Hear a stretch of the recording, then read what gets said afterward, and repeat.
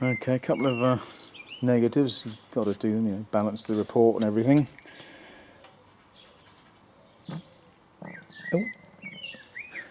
Just noticed on the tank there's some abrasion. I suppose that's where you get a tank bra, but I hate those.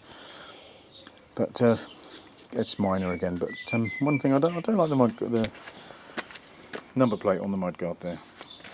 I think that spoils the line. So I would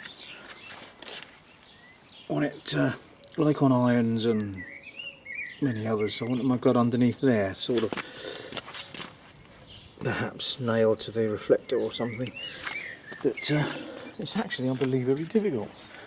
You could drill a hole in my garden or whatever else, but I thought there would be an aftermarket bracket, a Harley bracket that you could just nail underneath. But the brackets they use for irons and whatnot, they chop the mudguard, and it's quite a chop too, sort of up to here or more, perhaps even further back. But it's a huge chop, and I don't want to chop the mudguard, so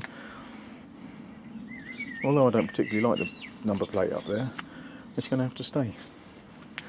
The other thing, as I said on the forums many times, and others have said on every single forum, this is a custom version of the Roadster. It has,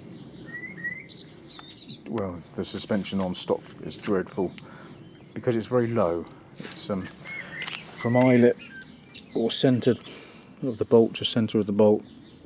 It's 11.712 inches, which is 298 millimetres, which is no travel at all.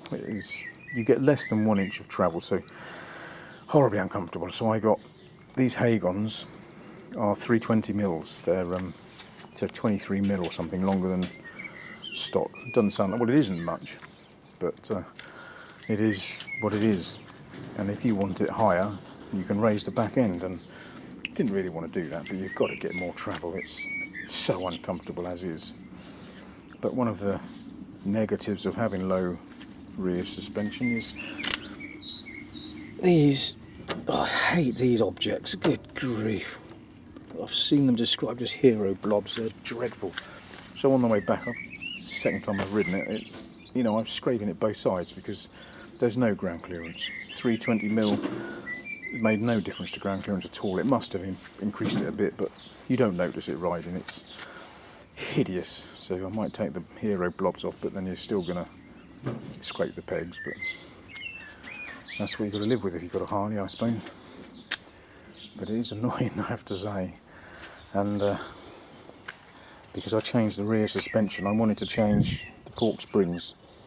But the springs you can get for about 100 quid, but the changing it, it's another 300 quid in labour, so I couldn't afford it. So you feel it. You feel the jolting through the bars, you always feel it. It's not painful like it was before the suspension and seat were changed, but it is lacking. So I will have to do it, but I can't afford it yet. I think that was it for the negatives. What can you say? It's Monday, baby, and I picked it up, and it's been a very long wait, January till May 21st. So I'm chuffed to bits with it.